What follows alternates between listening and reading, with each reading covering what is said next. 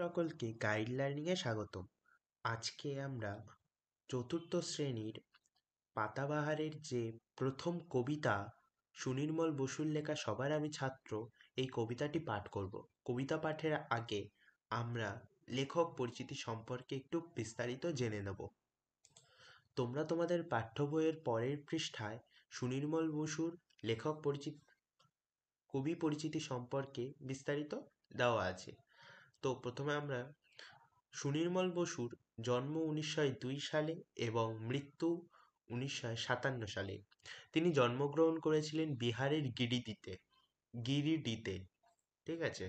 প্রধানত তিনি ছোটদের জন্য তিনি ছড়া, কবিতা, গল্প, উপন্যাস, নাটক ইত্যাদি লিখেছেন।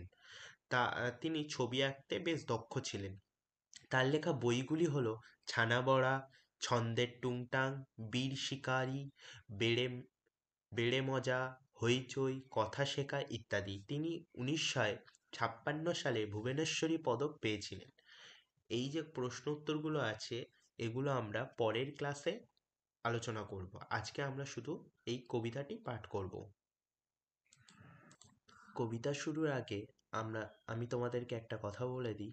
আমি ক্লাস 4 থেকে 6 অবধি সমস্ত বিষয় এই চ্যানেলে পড়ানো হবে এবং ক্লাস 7 থেকে 9 অবধি শুধুমাত্র বাংলা, ইতিহাস, ভূগোল করানো হবে। তো আমরা গল্পটায় যাব। আচ্ছা, গল্পটা যাওয়ার আগে আমরা প্রথমে কবিতাটা পড়ার আগে কবিতা সম্পর্কে আমরা একটু বিস্তারিত জানবো। এই কবিতাটি কী জন্য সুনির্মল বসু লিখেছেন। প্রথমত, সবার আমি ছাত্র। সবার আমি ছাত্র বলতে কি বোঝানো হয়েছে? সবার আমি ছাত্র বলতে কবি বলতে চেয়েছেন এই পৃথিবী, এই যে বিশ্বজগৎ, এই জগতে সবাই আমরা ছাত্র। আমাদের শিক্ষক, আমাদের শিক্ষা গুরু তিনি হচ্ছেন ঈশ্বর। সবার অলক্ষ্যে তিনি হলেন এই ঈশ্বর। তিনি আমাদের গুরু, আমাদের শিক্ষাদাতা, আর আমরা হচ্ছি শিক্ষার্থী। তাই বলেছেন সবার আমি ছাত্র। তো আমরা কবিতাটিতে যাই, পড়ি এবং বুঝব। আকাশ আমায় শিক্ষা দিল উদার হতে ভাইরে, কর্মী হবার মন্ত্রণ আমি বায়ুর কাছে পাই রে। অর্থাৎ আকাশ, এই যে আকাশ, এই যে আকাশ, এটা উদার। আকাশের কিন্তু কোনো শেষ নেই। ঠিক তেমনই আকাশ কবিকে শিক্ষা দিলেন যে উদার হতে। আকাশ যেমন সবার, আকাশ যেমন হিন্দু, মুসলিম, শিখ, খ্রিস্টান সবার, ঠিক তেমনই আকাশের মতন উদার হতে। কর্মী হবার মন্ত্র আমি বায়ুর কাছে পাই রে। কর্মী, বায়ু কিন্তু একটা কর্ম করে যাচ্ছে। তার কর্মটা কি? সে বাতাস দিচ্ছে। বাতাসের মাধ্যমে আমরা এই যে শ্বাস প্রশ্বাস নিচ্ছি, তারপরে এই যে গরমের সময় একটুখানি বাতাস আমাদের যে শান্তি প্রদান করছে, শান্তি দিচ্ছে, সুখ দিচ্ছে মনের মধ্যে, এটাকেই বোঝাচ্ছে কর্মী হবার মন্ত্র আমি বায়ুর কাছে পাই রে। পাহাড় শিখায় তাহার সমান, হই যেন ভাই মৌন মহান।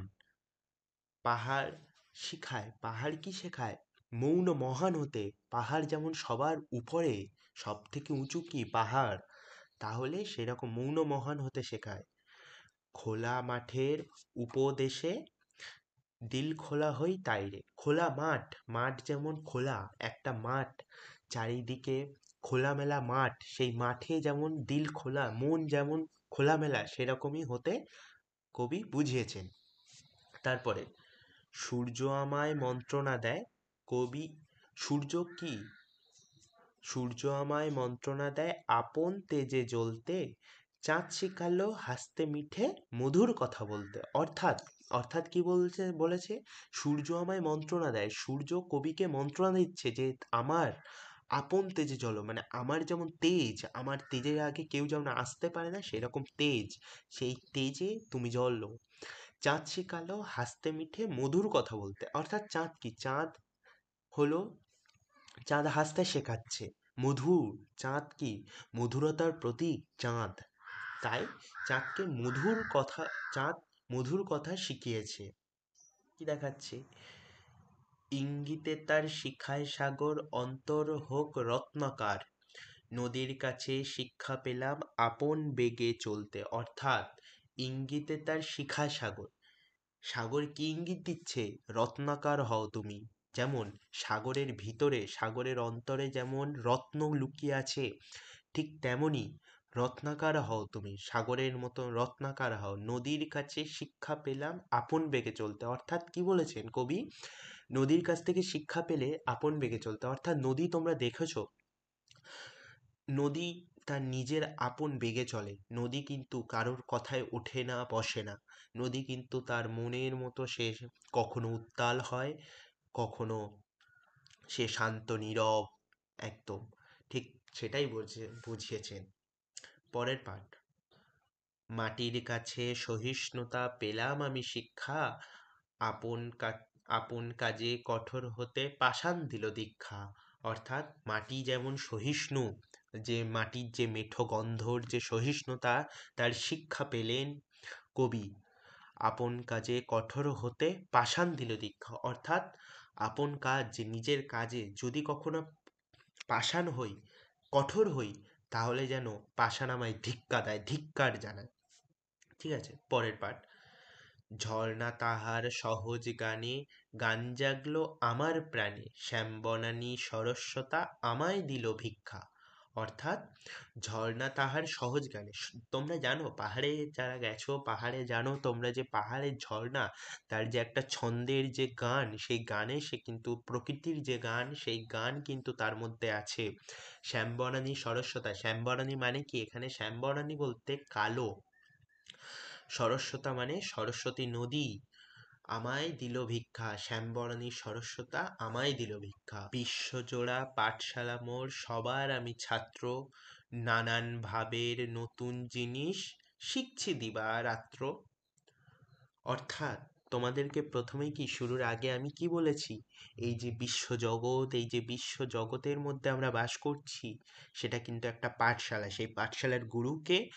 ঈশ্বর, স্বয়ং ঈশ্বরই হচ্ছেন এই পাঠশালার গুরু। অর্থাৎ বিশ্বজোড়া পাঠশালা মোর, আমাদের এই বিশ্ব একটা বড় পাঠশালা, সবার আমি ছাত্র। অর্থাৎ তিনি সবার ছাত্র, তিনি তার গুরুর ছাত্র, তিনি প্রত্যেকের ছাত্র। কবি প্রত্যেকের ছাত্র, শুধু কবি নয়, আমরাও, আমরা মানুষ জাতি, আমরা এই মনুষ্য জাতি, আমরা প্রত্যেকেই সবাই সবার ছাত্র। ঠিক আছে, আমরা সবাই কিন্তু একজনেরই ছাত্র। আমরা যে শুধুমাত্র আমাদের যে শিক্ষক, আমাদেরকে যিনি রক্তে মাংসে গড়া যে শিক্ষক, তার যেমন ছাত্র, ঠিক তেমনি আমাদের জন্মদাত্রী মা। এবার পরে কি লেখা আছে? এই পৃথিবীর বিরাট খাতায়, পাঠ্য যেসব পাতায় পাতায়, শিখছি যেসব কৌতূহলে, সন্দেহ নাই মাত্র। অর্থাৎ এই যে পৃথিবীর যে বিরাট খাতা, সেই খাতার পাতায় পাতায় সব কিছু লেখা আছে, তা যে শিখছি, তার কোনো সন্দেহর কৌতূহল মাত্র নেই। তাহলে আজকের ক্লাস এই অবধি। তো আমরা আরেকবার একটুখানি এটা পড়ে নেব।